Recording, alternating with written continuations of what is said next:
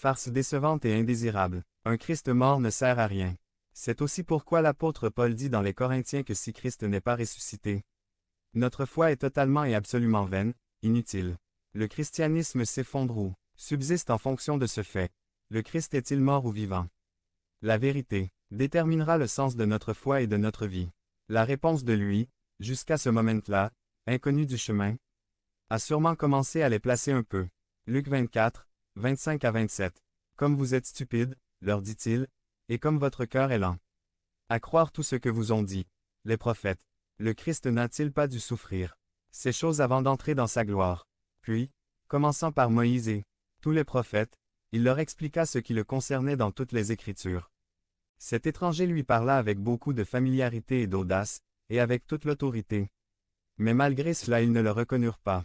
Il a parlé à leur cœur incrédule, leur montrant, dans toute l'Écriture la loi et les prophètes tout ce qu'elle disait de lui, qu'il était et est le Christ suprême, le Christ vivant.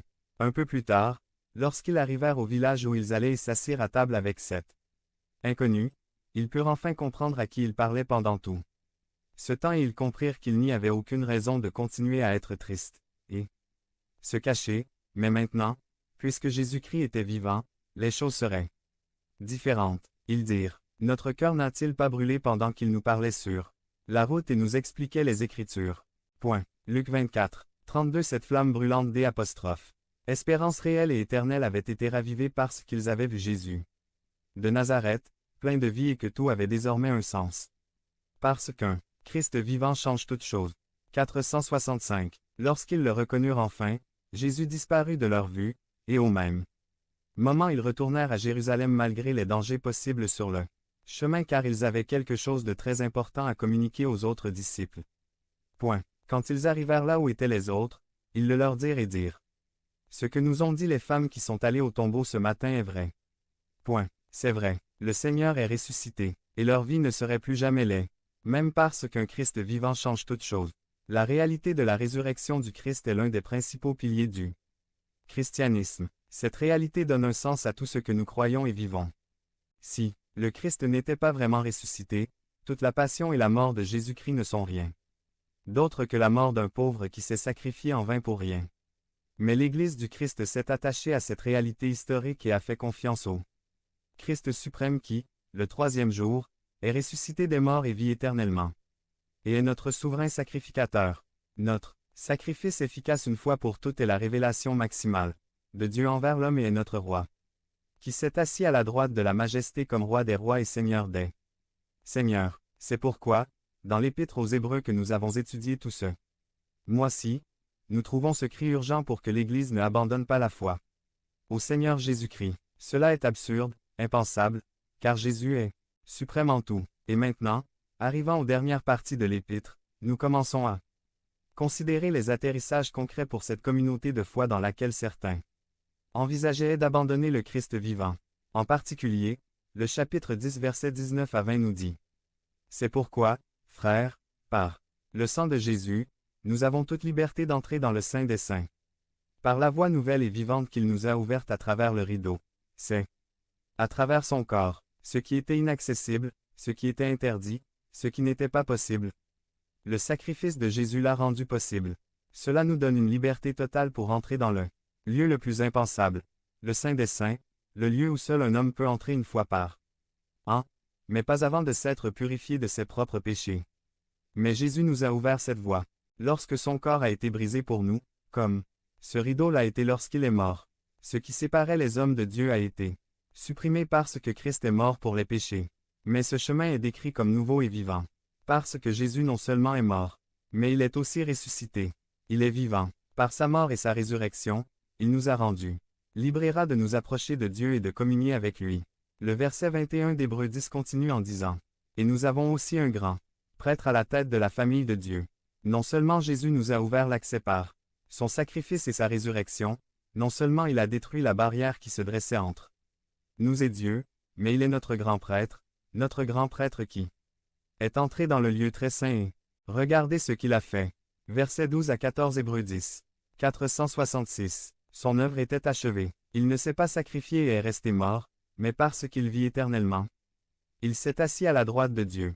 Le sacrifice offert par notre grand prêtre Jésus-Christ a mis fin au sacrifice.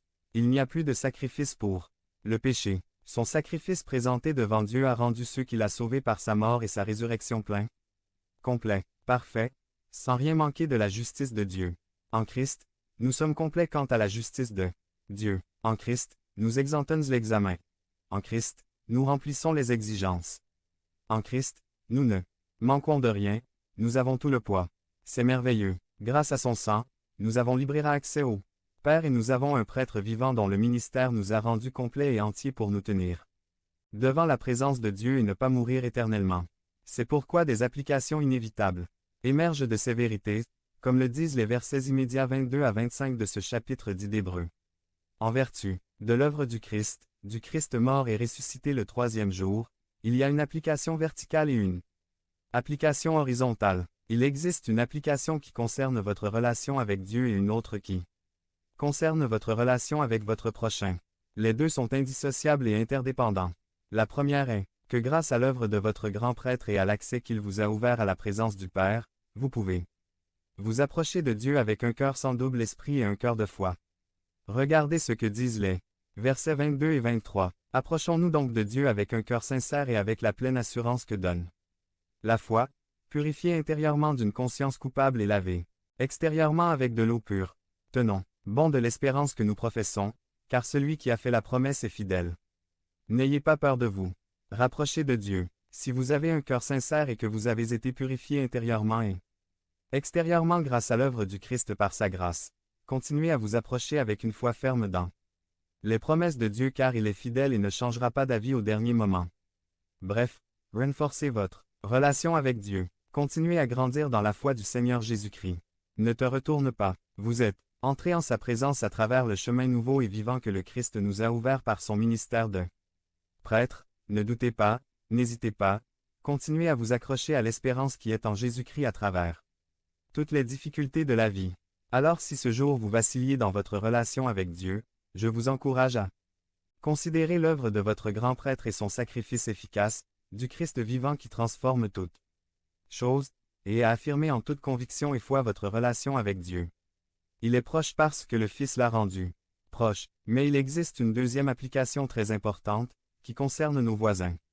Les versets 24 et 25 disent « Prenons soin les uns des autres, afin de nous stimuler mutuellement à l'amour et aux bonnes œuvres. Ne cessons pas de nous rassembler, comme certains ont l'habitude de le faire, mais encourageons-nous les uns les autres, et d'autant plus maintenant que nous voyons ce jour approcher. Ceux dont les péchés ont été pardonnés, ceux que représentait ce grand prêtre, ceux pour qui il a rendu efficace son sacrifice devant Dieu, ont été inclus et insérés dans une communauté de grâce, ont été inclus dans l'Église du Seigneur. Dans cette communauté qu'est l'Église, nous vivons en connexion les uns avec les autres, on vit en s'intéressant au bien de l'autre. C'est pourquoi il est nécessaire que nous cherchions intentionnellement à encourager et à être encouragés à vivre conformément à la volonté de Dieu. Il faut continuer à se réunir en famille pour adorer notre Dieu. Le Christ vivant, par sa mort et sa résurrection, a formé une communauté. Et cette communauté vit intentionnellement en se cherchant, en s'encourageant, en s'exhortant. Comme nous le voyons dans le passage, depuis cette époque, il y avait des gens qui pensaient pouvoir vivre le christianisme seuls, isolés de la communauté de foi. Mais ce passage montre clairement à quel point il est important et vital de se rassembler avec d'autres croyants et d'avoir l'intention de s'encourager, de s'exhorter, de se soutenir et de s'aimer les uns les autres.